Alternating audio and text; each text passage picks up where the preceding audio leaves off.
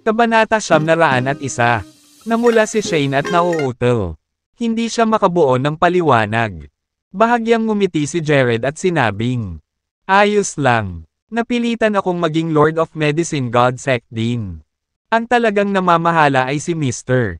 Knox at ang iba pa." Oo. Paulit-ulit na tumango si Shane na mukhang sobrang awkward. "Huwag kang tatayo dyan. Kumain ng body pill at magmadali at magsanay," sabi ni Jared. Ikinaway ni Theodore ang kanyang kamay. At agad na lumapit ang mga team captain. Kinuha ang mga body pills. At ipinamahagi ang mga ito. "Salamat, Mr. Chance." Tuwang-tuwa ang mga miyembro ng Department of Justice na tumanggap ng body pills. At nagpasalamat sila kay Jared. "Dahil nangako akong maging instructor mo, ito ang dapat kong gawin," sabi ni Jared habang nakangiti. "Ginoo Chance, magpahinga ka muna. Nakipag-appointment ako sa direktor ng Warriors Alliance sa gabi. At magsasama-sama tayo, hanggat may lumitaw na Warriors Alliance ng Jadeboro. Naniniwala ako na mas maraming tao ang matatakot at mangangamba bago makipaglaban sa iyo," bulong ni Theodore sa tenga ni Jared. "Salamat, General Jackson." Nagpasalamat naman si Jared. "Hindi mo kailangang magpasalamat sa akin, Mr. Chance. Miyembro ka na ngayon ng Department of Justice. Problema mo problema ko din. Gayunpaman, hindi ko maimbitahan ang pinuno ng Jadeboro's Warriors Alliance dahil isa akong hamak na karakter." Nahihiyang sabi ni Theodore. "Sapat na ang pasasalamat ko na nagawa mo ito." Talagang nagpapasalamat si Jared kay Theodore mula sa kaibuturan ng kanyang puso. Si Theodore at ang mga Bailey ang tanging mapagkakatiwalaan niya sa Jadeboro. Kinagabihan, dumating ang isang miyembro mula sa Department of Justice para i-escort si Jared sa bulwagan. Pagdating ni Jared sa hall, nakita niya ang isang matandang lalaki na nakasuot ng itim na training suit na nakaupo sa gitna ng hall. Ang matandang lalaki ay mukhang maharlika at walang emosyon. Matingkad na ngumiti si Theodore habang nagbubuhos ng tsaa para sa matanda. Nang mapansin niya ang pagdating ni Jared, nagmamadaling iwinagayway ni Theodore ang kanyang kamay at ipinakilala si Jared. "Ginoo, malamang. Ito si Warren Gordon, ang direktor ng Warriors Alliance sa Jadeboro." Sumulyap si Jared kay Warren para sukatin ang kanyang lakas. Oo nga. Ang kanyang lakas ay maihahambing sa pinakamalakas na martial arts grandmaster. At maging si Rayleigh ay maaaring mas mababa sa kanya. Kahit na may ganoong kalakas na lakas, hindi siya nag-abalang itago ang kanyang aura. Parang sinasadya ni Warren. "Ikinagalak na makilala ka, Mr. Gordon." Inabot ni Jared ang kamay at magalang na binati. Gayunpaman, malamig na sinulyapan lang ni Warren si Jared at hindi nakipagkamay dito. "Ikaw ba si Jared Chance?" "Oo." Awkward na ngumiti si Jared at binawi ang kamay. Sumulyap si Theodore kay Jared nang may paghingi ng tawad. Ngunit hindi siya sinisisi ni Jared. Pagkatapos ng lahat, ginawa ni Theodore ang isang mahusay na pagsisikap na imbitahan si Warren. Ang kagawaran ng hustisya ng Jadeboro ay tila balewala sa mga mata ng Warriors Alliance. Maging si Theodore, ang general ng kagawaran ng hustisya, ay hindi katumbas ng halaga na pag-aksayahan niya ng kanyang mga salita. "Ikaw ba ang nakalunok ng Draconic Essence sa Dragon Island?" Patuloy na tanong ni Warren. Sandaling natigilan si Jared. Hindi siya nakasagot kaagad dahil hindi niya alam kung ano ang binabalak ni Warren. "Ginoo Gordon, Mr. Chance." Kinawayan ni Warren ang kanyang kamay at pinutol si Theodore. Malamig ang tingin niya kay Jared. Kinagat ni Jared ang kanyang mga ngipin at sumagot. "Tama. Ako ang nakalunok ng Draconic Essence." Pag-amin pa lang ni Jared. Biglang humagalpak ng tawa si Warren. "Relax. Hindi mo kailangang kabahan. Hindi ako interesado sa Draconic Essence na nilunok mo. At hindi kita papatayin dahil dito. Ang Draconic Essence ay maaaring maging isang kayamanan para sa iyo. Ngunit para sa Warriors Alliance, marami pang ibang bagay na mas mahalaga kaysa doon. Bahagyang nabuhayan si Jared nang marinig ang sinabi ni Warren. Kung tutuusin, ang lakas ni Warren ay maihahambing sa isang martial arts grandmaster. Kung ninanais ni Warren ang kanyang draconic essence at sinubukang patayin siya, hindi niya magagawang lumaban. Kinailangan ni Jared na lampasan ang Transcendence phase sa lalong madaling panahon. Pumasok sa core formation phase, at linangin ang kanyang elixir field. Sa oras na iyon, ang kanyang kapangyarihan ay tataas ng ilang beses. Kapag nangyari iyon, si Jared ay magiging katumbas din ng isang martial arts grandmaster. Habang nasa kamay niya ang Dragon Slayer Sword, maaaring may kapangyarihan siyang makipaglaban sa pinakamalakas na martial arts grandmaster. Sa kasalukuyang lakas ni Jared, hindi siya magkakaroon ng pagkakataon laban sa isang martial arts grandmaster. Ginoo, tiyak na nakita si Gordon ng maraming uri ng kayamanan. Kaya hindi siya interesado sa isang draconic essence. Nagsimulang purihin ni Theodore si Warren. General Jackson, hindi mo na ako kailangang purihin. Sa katunayan, hindi ako interesado sa draconic essence. Ngunit alam mo kung ano ang gusto ko. Sana matupad mo ang pangako mo. Hindi naging kampante si Warren pagkatapos ng pambabola ni Theodore. Sa halip, malamig siyang nagsalita. Tumigil sandali si Theodore at tumango. Tutupad ako sa pangako ko. Gayunpaman, tungkol kay Mr. Chance, huwag kang mag-alala. Magpapadala ako ng notice sa lahat ng angkan sa pangalan ng Martial Arts Association. Walang sino man ang papayag ang saktan si Jared bago ang internasyonal na kompetisyon. Pagkatapos ng lahat, si Jared ang sitwasyon sa Chania. Paniniguro ni Warren sa kanila. Natuwa si Theodore sa narinig. Maraming salamat, Mr. Gordon. Hanggat ang mga pangunahing angkan ay hindi magdulot ng anumang gulo para kay Jared bago ang kompetisyon, maaari niyang palihim na paalisin si Jared sa kabisera pagkatapos ng kompetisyon. At si Jared ay makakapagtago kahit saan. Sumulyap muli si Warren kay Jared. Tumayo, at umalis. Habang papaalis siya, pinitik ni Warren ang kanyang daliri at pinaputukan ang isang sinag ng puting liwanag sa katawan ni Jared. Nagulat si Jared. Nagmamadali niyang sinubukang pilitin na alisin ang puting liwanag sa kanyang katawan. Ngunit hindi niya mahanap ang puting liwanag sa kanyang katawan kahit na pagkatapos ay umikot ang kanyang mga katangian na enerhiya. Ginoo, Gordon. Nataranta ang lahat ni Theodore. Hindi niya maintindihan kung bakit sasalakayin ni Warren si Jared pagkatapos masiguro ang kanyang kaligtasan. Hindi mo kailangang magpanik. Branded ko lang siya. Hindi siya papayagang umalis sa kabisera hanggat hindi ko nakukuha ang gusto ko. Umalis naman agad si Warren pagkatapos niya. Bahagyang kumunat ang noo ni Jared. Muli niyang hinanap ang buong katawan ngunit hindi niya makita ang tatak. No wonder isa siyang martial arts grandmaster. Nakakamangha talaga siya. Nakatingin lang si Jared nang walang magawa habang binabrand siya ng matanda. Hindi niya ito napigilan. At wala siyang mahanap na bakas ng tatak. Masyadong malaki ang kanilang agwat sa lakas. Matapos paalisin si Warren, naglakad pabalik si Theodore at sinabing, Mr. Chance, hindi mo na kailangang mag-alala. Ngayong nagsalita na ang Warriors Alliance, lahat ng iba pang angkan ay hindi maglalakas loob na sumubok ng kahit ano laban sa iyo pansamantala. General Jackson, ano ang ipinangako mo sa kanya? Alam ni Jared na tinulungan lang siya ni Warren dahil pumayag si Theodore sa kanyang nakasulat.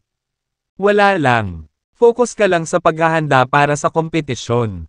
Ako na ang bahala sa iba. Nagpasya si Theodore na huwag sabihin sa kanya. Hindi na rin siya tinanong ni Jared. Wala siyang alam tungkol sa masalimuot na network ng mga relasyon sa Jadeboro. Kaya wala itong silbi kahit magtanong pa siya.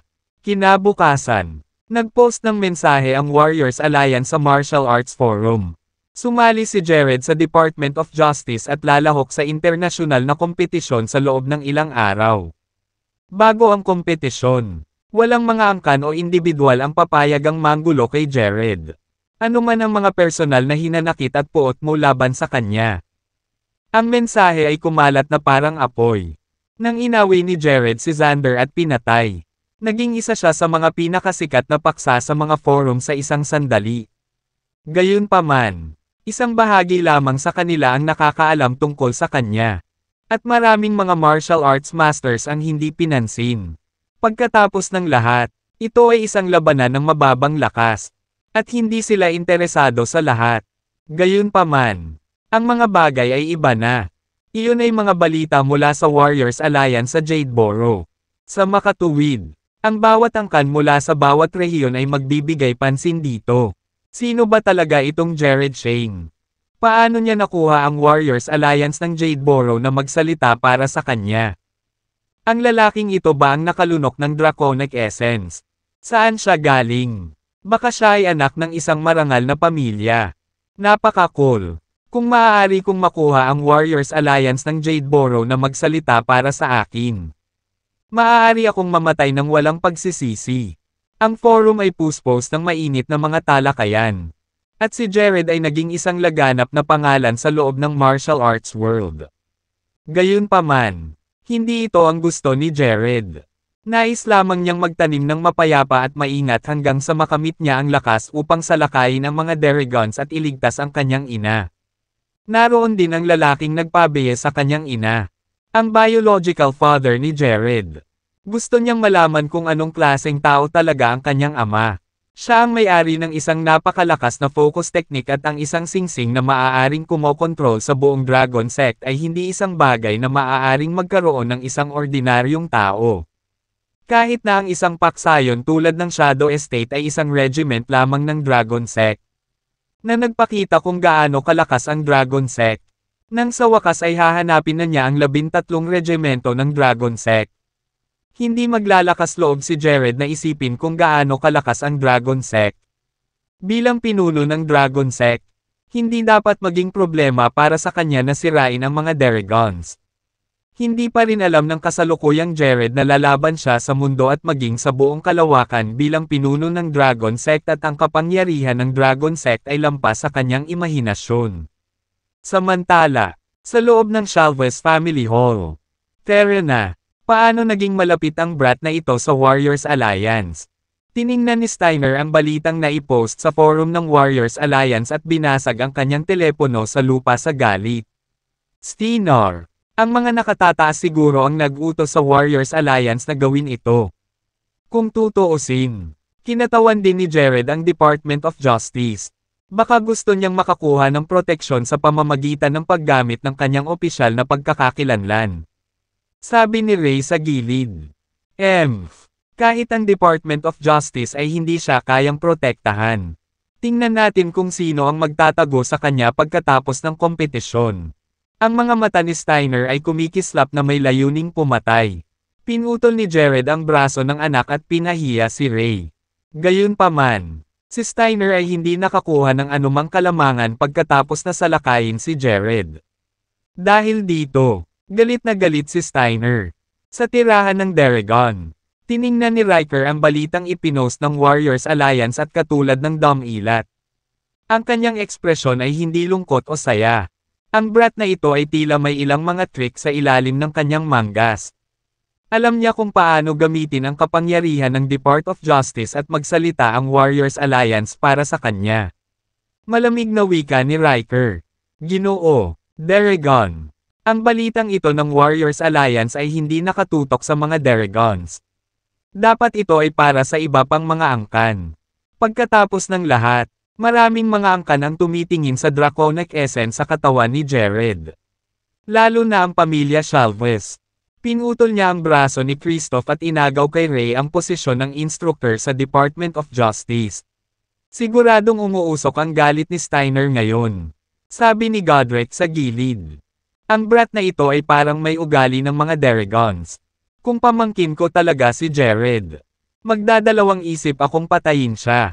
Nakangiting sabi ni Riker. Ginoo, Deragon. Masyado siyang delikado para maiwang buhay. Kung anak talaga ni MS. Beatrice si Jared. Natatakot ako. Sinasabi mo ba sa akin kung ano ang gagawin? Kumunat ang noo ni Riker. At bumalot kay Godric ang malamig na aura mula sa kanyang katawan. Natakot si Godric. At pawis na pawis. Mabilis siyang lumuhod sa lupa at sinabing. Patawarin mo ako, Mr. Daragon. Tandaan mo, collateral descendant ka lang ng mga Daragons. Huwag masyadong mataas ang tingin sa sarili mo at sumbatan ako. Alamin ang iyong lugar. Pinandilatan siya ni Riker ng matalim na tingin. Hindi naging madali ang posisyon ni Riker bilang padre de pamilya. Nagsikap siyang makuha ang posisyong iyon dahil hindi siya nakikilala ng kanyang mga kamag-anak. Kailangan niyang patayin ang kanyang ama upang maging pinuno ng pamilya. Gayunpaman, sinabi ni matandang G. Daragon kay Beatrice ang isang mahalagang sikreto bago siya namatay. Kaya naman, siya ay ikinulong at pinahirapan ng higit sa 20 taon ng iba pang mga Daragons. Si Riker ay palaging nagseselos kay Beatrice dahil ang kanilang ama ay palaging pinapaboran ang kanyang kapatid na babae at binigyan pa niya ito ng pangalan ng alagang hayop. Renalia isang babaeng may dignidad at natagpuan ang tagumpay sa lahat ng kanyang kinuha. Itinuring niya ang kanyang posisyon bilang mas mahalaga kaysa sa anumang bagay. Sa makatuwid, hindi niya papayagan ang isang collateral na inapon ng mga Daragons na makagambala sa kanyang mga gawain. Kailangan lamang nilang isagawa ang mga utos ng masunurin. Tatandaan ko iyon. Paulit-ulit na tumango si Godric. Magpadala ng mensahe sa ngalan ng mga Daragons. Walang sino man ang pinapayagang pumatay kay Jared. Kung hindi, kailangan nilang harapin ang aking galit. Kung si Jared ay pamangkin niya, sinadya ni Riker na gamitin siya para takutin si Beatrice. Kung mamatay si Jared, mawawalan siya ng halaga. Naiintindihan. Tumango si Godric bago umalis. Hindi nagtagal. Isa pang mensahe ang lumabas sa Martial Arts Forum. Ito ay isang mensahe ng mga Daragons, na nagbabala sa lahat ng mga angkan na huwag patayin si Jared. Ngayong nag-usap na ang Warriors Alliance at ang mga Daragons para kay Jared. Lahat ng tao sa martial arts world ay nabigla. Walang nakakaalam ng dahilan kung bakit gustong protektahan ng mga Daragons si Jared.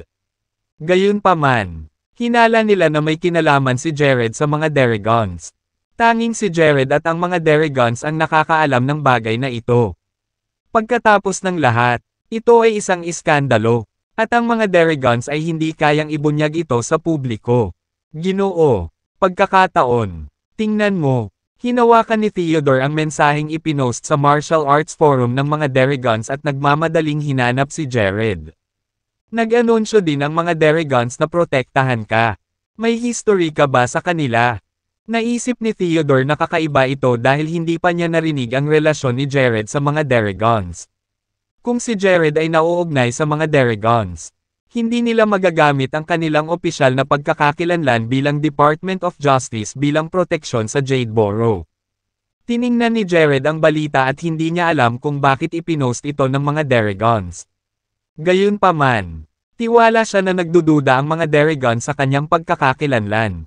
Noon, binalaan siya ni Reg at Draco na panatilihing mababa ang profile hanggat maaari upang maiwasan ang mga Daragons na malaman ang tungkol sa kanyang pag-iral. Sa ganitong paraan, maaaring gumugol si Jared ng mas maraming oras sa paglilinaw. Ngunit sa sandaling ito, malamang na pinaghihinalaan ng mga Daragons ang kanyang pagkakakilanlan.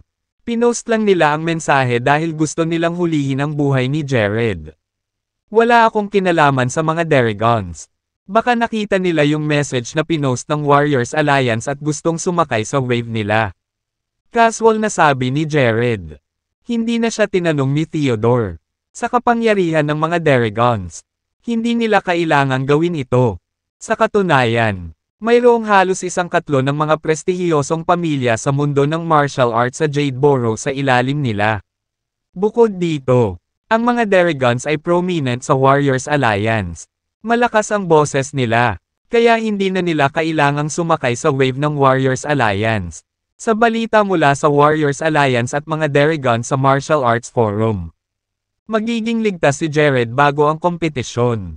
Walang angkan ang maglalakas loob na salakayin si Jared maliban kung hindi nila pinahahalagahan ang kanilang buhay.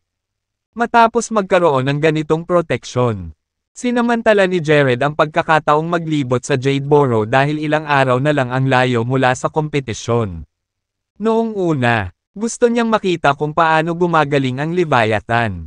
Gayunpaman, sa huli, Hindi niya nagawang pumunta dahil alam niyang isa siyang celebrity sa martial arts world sa sandaling ito.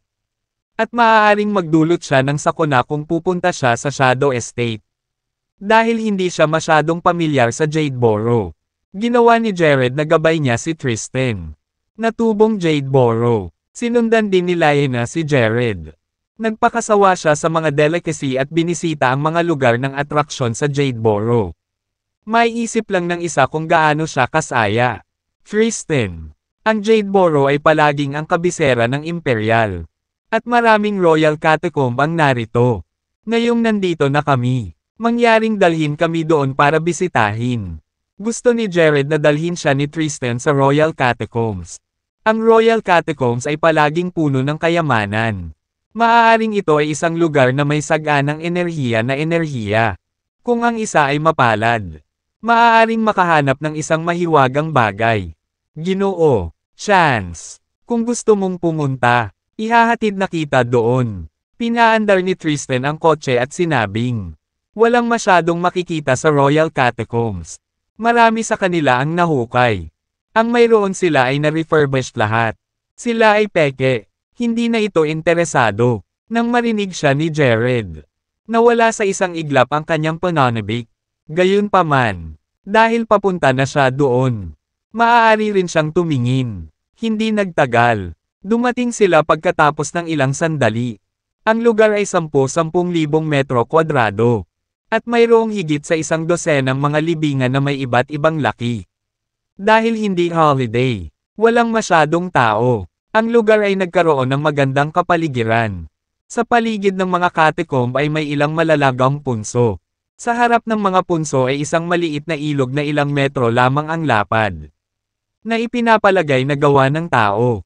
Anong tahimik na tanawin. Siguradong ine-enjoy ng mga emperador ang kanilang kabilang buhay dito. Bulalas ni Jared. Ginoo, chance. Maghintay kayo dito. Kukuha ako ng tiket. Gustong bilhin ni Tristan ang mga tiket. Ngunit pinigilan siya ni Jared. Ayos lang. Walang makikita dito. Maglakad tayo sa paligid ng premise. Pagkababa ni Jared sa sasakyan, napansin niyang mahina ang presensya ng enerhiya. At walang aura mula sa mga mahiwagang bagay na naisip niya. Tila ang lugar ay ganap na hinukay. Naiwan lamang ang mga shell na naayos sa mga nakaraang taon. Naglakad si Jared at iba pa sa mga burol sa tabi ng ilog na gawa ng tao. Bagamat ang paglipat na enerhiya ay pareho pa rin, ang hangin ay higit na nakakapresko. Mayroon ding mas kaunting mga tao doon. At ito ay isang perpektong lugar upang makapagpahinga. Biglang huminto si Jared nang madaanan nila ang isang maliit na tulay at lalakad na sana sa punso. Bahagyang kumunat ang noo niya at isinaaktibo agad ang kanyang pagkawala na pakiramdam. Itinatak ang lahat sa loob ng radius na daan-daang metro sa kanyang isip. Ang lakas ng aura. Isang malakas na aura ang naramdaman ni Jared. Sa aura pa lang na nararamdaman niya, alam na niyang martial arts grandmaster ang kabilang partido. Gayunpaman, walang dahilan para naroon ang isang martial arts grandmaster. Hindi binanggit kung paano niya inilabas ang kanyang aura. Isang babala para sa ibang martial artist na huwag lumapit. Ginoo, chance. Parang may tao dito. At idineklara niya ang lugar na ito bilang kanyang teritoryo. Naramdaman din ni Tristan ang napakalaking aura. Ngunit hindi niya matukoy ang lakas ng kabilang partido.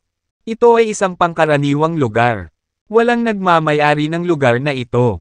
Ituloy na natin ang paglalakad. Casual na sabi ni Jared. Gustong makita ni Jared kung ano ang ginagawa ng martial arts grandmaster. Pagkatapos ng lahat, ang isang martial arts grandmaster ay hindi maglilinang sa isang lugar na tulad nito. At hindi rin niya ilantad ang kanyang aura ng ganito kadali. Gayunpaman, ngayong ginagawa ito ng kabilang partido. Dapat may nangyayari. Si Jared at ang iba ay nagpatuloy sa pagsulong. Habang lumalayo sila, mas lumakas ang aura. Gayunpaman, nakita ni Jared ang isa pang aura at natigilan. Bakit may negative energy? Baka demonic cultivation ito. Kung ito ay demonic cultivation, kung gayon ito ay makatuwiran. Pagkatapos ng lahat, ang demonic cultivation ay hindi makikita at kailangan na isagawa sa isang lugar na kakaunti ang mga tao. Ito ay isang perpektong lugar. Nang marinig nila ang tungkol sa demonic cultivation, naging malungkot ang mga ekspresyon ni na Tristan at Lyanna. Sa kaibahan, si Jared ay nagiging mas nasasabik. Kung ito ay demonic cultivation, maaari itong gamitin ni Jared para tulungan ang kanyang cultivation sa pamamagitan ng pag-absorb ng demonic aura. Walang sino man sa mundo ng martial arts ang mananagot sa kanya dahil masama ang mga demonic cultivator. Maaari lamang silang magtanim sa pamamagitan ng pagsipsip ng martial energy mula sa iba o enerhiya ng enerhiya. Habang papalapit si Jared at ang iba pa, mas lumakas ang napakatingkad na aura. Sa huli, dumating si Jared at ang iba pa sa punso at nakita lamang nila ang isang matandang nakaupo na nakakross ang paa sa lupa mga 10 metro ang layo. Mayroon ding 7 bowl ang kristal na may pumipintig na mga ilaw na umiikot sa mga matatanda. 7-star formation. Medyo nagulat si Jared. Sino ito? Agad na naalarma ng boses ni Jared ang matanda. At nagsimulang umatake sa kanila ang 7 bowl ang kristal. Kasabay nito, isang figure ang sumugod sa kanila. Pinalibutan agad ng 7 bowl ang kristal sina Jared, Tristan at Lyanna nang makarating sila sa harapan nila. Kasabay nito, lumitaw din ang matanda sa harap ni Jared. Sino kayong mga tao? Bakit ka sumilip sa aking cultivation? Malamig at marangal ang ekspresyon ng matanda. Namamasyal lang kami. Hindi namin sinasadyang guluhin ang iyong pagtatanim. Napansin ni Jared na nasa level na ng martial arts grandmaster ang matatandang nasa harapan niya. Gayunpaman, hindi siya nagsasagawa ng demonic cultivation dahil hindi niya naramdaman ang anumang bakas ng enerhiya mula sa kanya. Sa halip, ang enerhiya ay patuloy na nagmula sa lupa.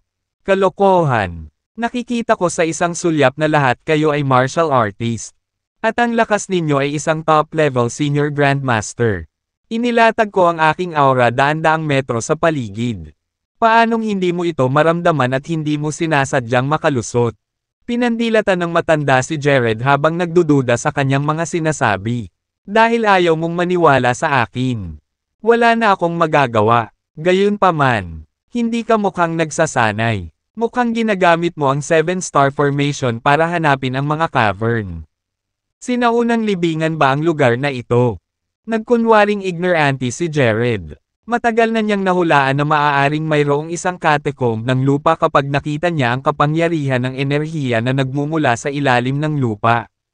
Kung hindi, walang masyadong masamang enerhiya. Nang marinig ng matanda si Jared, kumislap ang kislap sa kanyang mga mata at bumalot si Jared at iba pa sa isang di nakikitang tabing ng layuning pumatay. Tila napansin ang hinala ni Jared. At gusto ng matanda na patahimikin si Jared at ang iba pa sa pamamagitan ng pagpatay sa kanila. Anong kalokohan ang pinagsasabi mo? Walang sinaunang libingan dito. Training lang ako. Binabalaan kita. Umalis ka na. Baka maawa ka sa sarili mo. Napapikit ang matanda at malamig na sabi. Hindi mo naman pagmamay-ari ang lugar na ito. Hindi mo kami mapipigilan sa pamamasyal. Walang pakialam na sabi ni Jared. Alam mo ba kung sino ako? Ako si Blake mula sa pamilyang Henkel. Hindi mo ba narinig ang tungkol sa pamilyang Henkel? Hindi maraming tao sa Jadeboro ang nangahas na saktan kami. Banta ng matanda kay Jared na may malungkot na ekspresyon. Ang pamilyang Henkel. Mukhang nagulat si Jared. Hindi niya alam kung sino ang pamilyang Henkel. Gayunpaman, namutla ang mukha ni Tristan. Ginoo, malamang.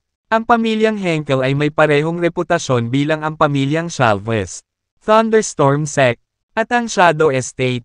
Gayunpaman, ang pamilyang Henkel ay dalubhasa sa grave robbing at nakatuklas ng maraming nakatagong libingan. Maraming ang kanang makikipagtulungan sa pamilyang Henkel upang hukayin ang mga libingan. Nang marinig siya ni Jared, lalo na siyang naniwala na hindi niya sinasanay si Blake. Siguradong may nadiskubre siyang sinaunang puntod dito. Bueno, hanapin mo ang iyong puntod. At pupunta na ako. Wala kaming kinalaman sa isa't isa. Maaari mong ipagpatuloy ang anumang ginagawa mo. Wika ni Jared at Commandant kay Tristan at Lyanna. Pagkatapos, nagpatuloy sa paglalakad ang tatlo. Saglit na natigilan si Blake. Pagkatapos, Bumulwak ng galit ang tumaas sa kanyang ulo. Naglakas loob ka na huwag igalang ang pamilya Henkel. Dapat may death wish ka. Nang matapos siya, inihagis ni Blake ang kanyang palad kay Jared at natangay ang isang bugzo ng nakakatakot na aura. Para kay Blake, parang patay na si Jared at iba pa. Bilang isang martial arts grandmaster, ang pagkuha ng kanilang senior grandmaster ay isang madaling gawa. Buong lakas na binawi ni Blake ang kanyang braso. Tinutukan ang ulo ni Jared. Halata namang papasok si Blake para sa pagpatay. Paf! Itinaas lang ni Jared ang gilid ng kanyang labi sa isang banayad ng ngiti. Sa isang mabilis na galaw, tumalikod siya at naghatid din ng suntok. Thud! Isang mapurol na tunog ang umalangaw-ngaw sa paligid. Kasunod nito, naramdaman ni Blake ang isang malakas na puwersa na sumugod sa kanya. Agad siyang pinalipad. Isang matinding sakit ang bumalot sa kanyang braso sa suntok na iyon. Ay ito, nakanganga si Blake kay Jared. Nagtataka at naguguluhan. Paano matatalo ng isang tulad ni Jared? Isang top-level senior grandmaster. Ang isang martial arts grandmaster na katulad niya. Sino ka sa lupa? Seryosong tanong ni Blake. Ang pangalan ko ay Jared Chance. Ang sabi ni Jared na may ngiti. Jared Chance. Ikaw si Jared Chance. Gulat na tinitigan ni Blake ang lalaking nasa harapan niya. Kamakailan, si Jared ay maaaring ituring na isa sa mga pinakakilalang tao sa mundo ng martial arts. Siya ay napakasikat na ang hindi pagkilala sa kanya ay isang paglihis. Parehong nagsasalita ang Warriors Alliance at ang Dragons tungkol kay Jared. At iyon ay isang napakabihirang pangyayari sa mundo ng martial arts. Narinig mo rin ba ako? Nang makita ang pagtataka ni Blake ay nagtanong si Jared. Para magkaroon ng parehong Warriors Alliance at ang mga Dragons sa iyong panig. Tiyak na napatunayan mo ang iyong sarili na sanay. Lahat ng bagay ngayon ay isa lamang hindi pagkakaunawaan. Kung may pagkakataon sa hinaharap, gustong-gusto mo ng pamilyang Henkel na maging bisita ka. Pagkasabi noon, gumawa ng kilos si Blake. At 7 bowl ang kristal ang agad na bumalik sa kanyang mga bisig. Mabilis siyang tumalikod at umalis. Pagkaalis ni Blake ay napatingin si Tristan kay Jared. Ginoo, pagkakataon. Maaari bang maging isang sinaunang libingan ang lugar na ito? Ewan ko, pero parang may negative energy na lumalabas sa ilalim ng lupa. Kaya malamang may libingan sa ilalim namin. Gayunpaman, ang enerhiya ng enerhiya ay hindi masyadong halata. Kaya hindi rin ako sigurado. Titingnan ko at makikita ko. Nanghina ang boses ni Jared habang nakapikit at naglakad ayon sa posisyon ng 5 elements at 8 trigrams. Ang kanyang mga yapak ay nag-iwan ng malalim na bakas sa lupa. Na bumubuo ng isang sigil. Nakatayo, kalahati. Sa gitna ng sigil, isang gintong liwanag ang kumikinang sa kanyang mga palad. Mula doon, sumikat ang liwanag sa iba't ibang sulok ng sigil. Vroom, vroom, vroom. Matapos ang sunod-sunod na nakakabinging ingay. Ang maliit na burol ay tila hindi napigil ang yumanig. Gayunpaman, bumalik ito sa orihinal nitong katahimikan sa lalong madaling panahon. Kasunod nito, ang gintong liwanag sa sigil ay naglaho sa manipis na hangin habang ang sigil sa lupa ay dahan-daang kumupas. Maya-maya, parang walang nangyari. So, may nahanap ka ba, Mr. Chance? Sumugod si Tristan. Naiinip, tumutulo ang mga butil ng malamig na pawis mula sa noo ni Jared. Sa hindi lihim na pananabik sa kanyang mukha, inihayag niya, talagang may sinaunang libingan sa ilalim natin. Sa katunayan, isa itong Imperial Mausoleum. Gayunpaman, ito ay tinataka ng isang arcane array. Hindi ko malinaw na nakikita ang sitwasyon sa loob ng libingan. Ngunit tiyak na may mga mahahalagang bagay o kahit na mahiwagang bagay sa loob.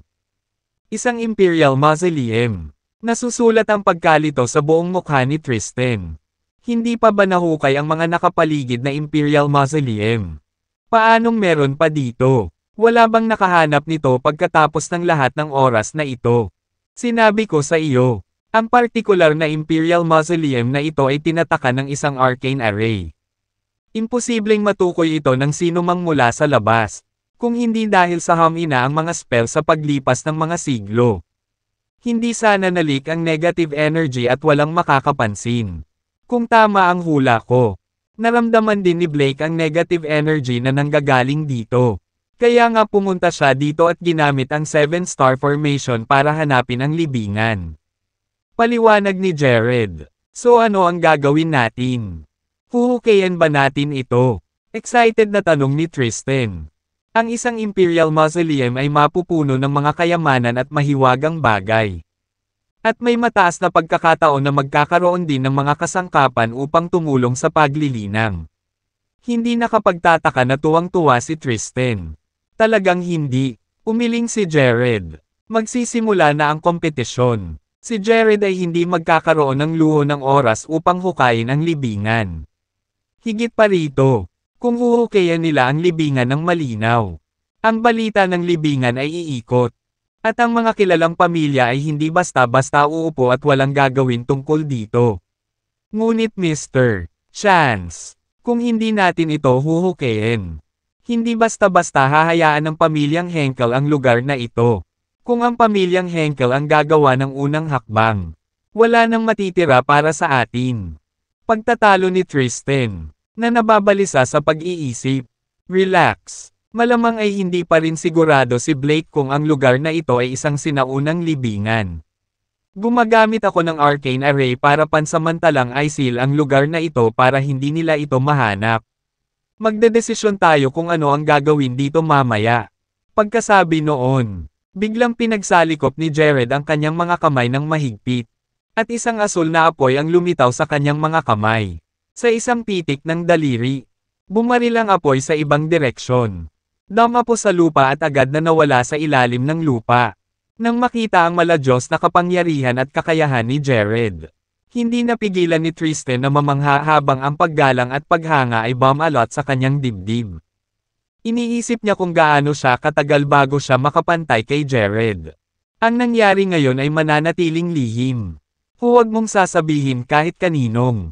Got it. Pinayuhan ni Jared sina Tristan at Lyanna. Got it, Mr. Chance. Huwag kang mag-alala. Take time na tumango si Tristan. Kung tutuusin. Kung matutuklasan ng mga tao na ang lugar ay isang imperial na mausoleum. Marami ang darating upang hukayin ang lugar anuman ang panganib. Kapag napaharap sa malaking kapalaran, marami ang kusang ipagwalang bahala ang kanilang mismong buhay. Hindi nagtagal pagkatapos umalis sina Jared, Tristan at Lyanna. Si Blake ay nakalusot pabalik sa burol at nagpatuloy sa 7-star formation. Ilang oras siyang naghanap sa buong burol.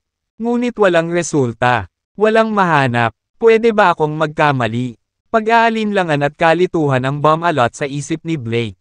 Sa huli, wala siyang ibang choice kundi ang umalis. Pagkaraan ng ilang araw, opisyal na nagsimula ang internasyonal na kompetisyon. Ang mga katunggali mula sa 5 magkakaibang bansa ay nagtipon sa Chania.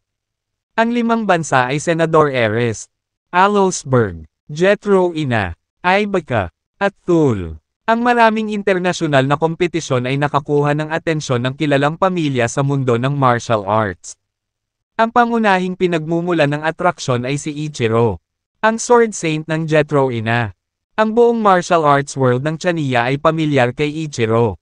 6 na taon na ang nakalilipas, sa panahon ng isang internasyonal na kompetisyon tulad nito. Ginamit ni Ichiro ang kanyang kakayahan sa pakikipaglaban sa espada at tinalo ang 5 magkakasunod na kinatawan ng Chania. 3 sa 5 ang labis na nasugatan kaya binawian sila ng buhay. Ang kompetisyong iyon ay isang malaking kahihiyan sa Chania. Ang masaklap pa, ipinahiya ni Ichiro sa publiko ang martial arts world ng Chania sa entablado. Ang kanyang mga aksyon ay nagpagalit sa buong Chania. Marami pa sa kanila ang nagplano na patayin si Ichiro sa kanyang paglalakbay pabalik sa kanyang sariling bansa. Sa huli, ang mga nakatataas ay kailangang makibahagi upang maiwasan ang anumang trahedya na mangyari. Gayunpaman, ang mundo ng martial arts ng Chania ay nagkaroon ng panghabang buhay na sama ng loob kay Ichiro. Sa mundo ng martial arts, maraming malalakas at makapangyarihang mandirigma ang umiral sa kanila sa ilalim ng radar. Ngunit ang mga mandirigmang iyon ay karaniwang pipiliin na huwag maging opisyal. At hindi rin sila kusang loob na sasali sa anumang kompetisyon.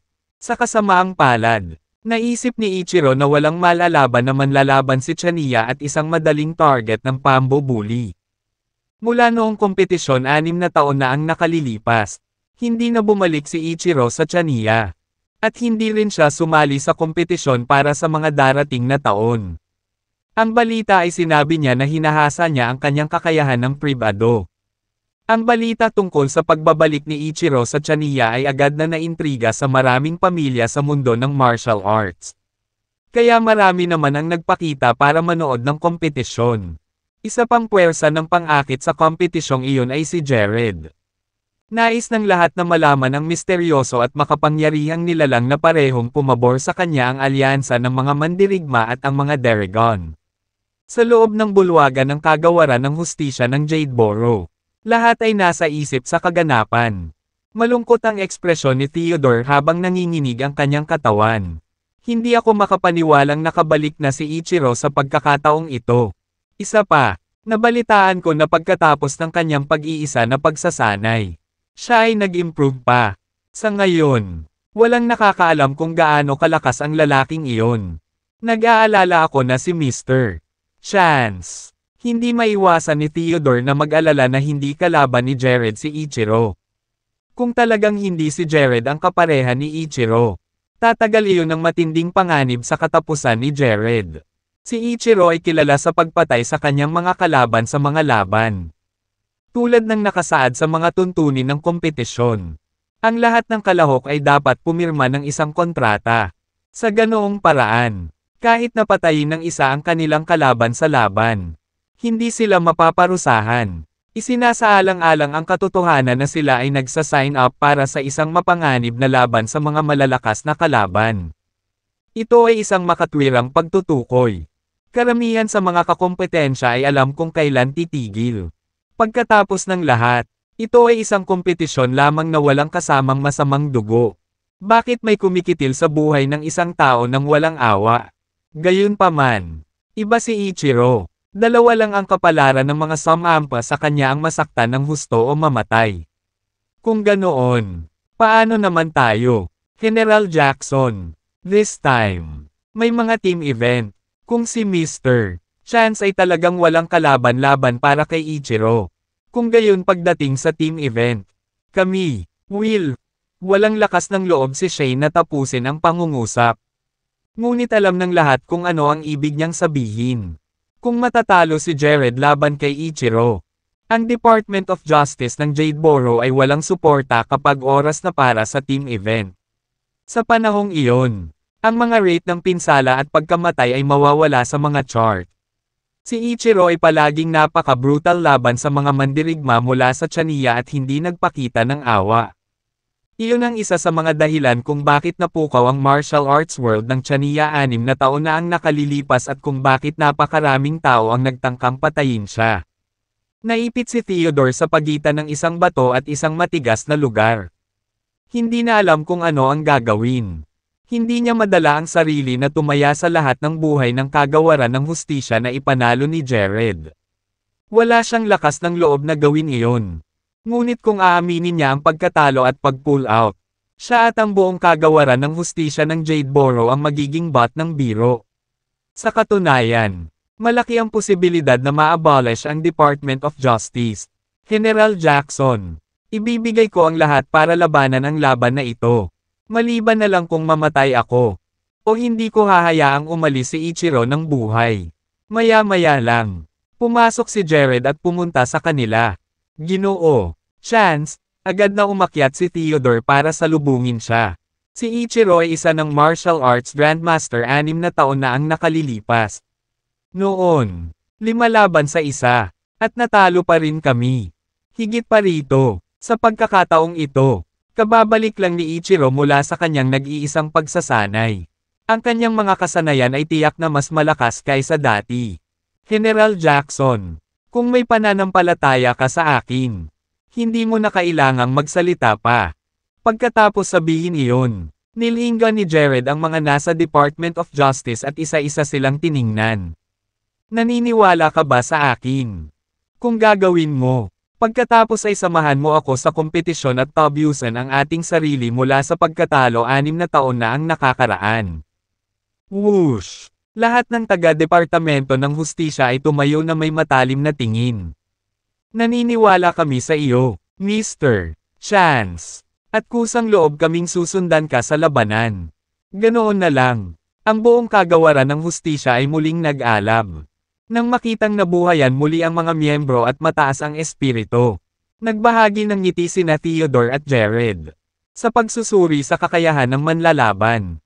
Sinubukan din ng kompetisyon ang espiritu at lakas ng loob ng mga katunggali. Ang biglaang pagdaragdag ng isang team event ay isang pangyayari ni Jethro Ina. Ipinapalagay nila na ang pangkalahatang kapangyarihan ng kagawaran ng hustisya ng Tiania ay mahina. Kaya naman, nais nilang gamitin ang pagkakataong iyon para pawiin ang kagawaran ng hustisya. Malinaw na imposibleng pagbutihin ang mga kasanayan ng club sa napakaikling panahon. Kaya ang susunod na pinakamagandang bagay ay dagdagan ang espiritu ng club. Pinangunahan ni Jared ang natitirang kagawaran ng hustisya patungo sa venue ng kompetisyon. Samantala, ang arena sa mga suburb ay nakaimpake na. Sa pagtatansya, hanggang sa humigit kumulang 10,000 tao ang ipinakita upang manood ng kompetisyon. Marami sa kanila ang naroon para kay Ichiro at Jared. Ngunit mayroon ding mga dumating na may saloobin upang matuto ng isang bagay. Kung tutuusin, hindi araw-araw nagkakaroon sila ng pagkakataong panoorin ang husay sa pakikipaglaban ng mga manlalaban mula sa iba't ibang panig ng mundo. Nang magpakita si Jared at ang club, napansin nilang dumating na ang iba pang mga club at umupo sila ng naaayon sa mga bench ng arena. Bilang general ng kagawaran ng hustisya, natagpuan ni Theodore ang kanyang nakatalagang upuan at umupo habang si Jared at ang iba ay nakatayo sa likuran ni Theodore. Sa kaliwa ni Theodore ay isang babae na may blonde na buhok at asul na mga mata. Nakasuot siya ng magandang damit, nakatayo sa likod ng ginang. Gayunpaman, ang dalawang matipunong lalaki na hindi bababa sa 2 metro ang taas. Ang mga kalamnan sa kanilang katawan ay toned at binuo. Alam ni Jared na iyon ang club mula sa Senador Eres. Ngunit wala siyang ideya kung bakit isang babae ang nangunguna sa club. Habang sinusuri ni Jared ang ginang, lumingon ito at tumingin din kay Jared. Hello, ako si Ann. Nagsalita ang ginang sa matatas na tsinayen. Nilinga ni Jared si Theodore. Hindi sigurado kung angkop ba ang sitwasyon para kausapin siya nito. Ginoo, pagkakataon. Ito ay si Prinsesa Ann. Anak ni Ross, ang duke ng Senador Eres. Nandito siya ngayon kapalit ng kanyang ama. Paliwanag ni Theodore. Ikinagalak kitang makilala. Ang pangalan ko ay Jared Chance. Nakangiting binati ni Jared si Ann. Ikaw ay isa lamang senior grandmaster. At naglakas loob kang mag-sign up para sa kompetisyon. I'm not sure if you're bold or just. Umiling si Ann kay Jared habang bumaling sa isang maayos na lalaki sa likod niya, Andrew. Kung sakaling mapapantayan mo si Jared, tandaan mong pakalmayin mo siya dahil ayokong nakikita siyang nasasaktan. Kung tutuusin, sigurado akong gustong mapanatili ni Mr. Lawson ang isang palakaibigang relasyon kay Tiania. Huwag kang mag-alala, Prinsesa Ann. Kung kawawa naman siya na ako ang kalaban niya. Pangako hindi ko siya tatantanan kahit isang daliri. Panunuya ni Andrew. Mag-ingat ka sa bibig mo. Mahigpit na babala ni Ann sa lalaki. Kahit na nagpa siya si Andrew na itikom ang kanyang bibig pagkatapos noon. Naroon pa rin ang paghamak sa kanyang mga mata dahil kumbinsido siya kay Jared. Isang lalaking mas maikli kaysa sa kanya, ay isang karapat-dapat na hamon. Pero hindi pinansin ni Jared ang pag-uusap ng dalawa. Dahil may tiwala siya sa sarili at naniniwalang mas malakas ang kilos kaysa salita. Biglang, natagpuan ni Jared ang kanyang sarili na nababalot sa paglalarawan ng kahulugan ng isang tao. Kaya't hindi siya nawawala ng lakas at napansin ang isang lalaki sa isang wafuko sa hindi kalayuan. May hawak na mahabang espada ang lalaki at malapit nang makita si Jared. Ginoo, Chance. That's the Sword Saint of Jethro Ina.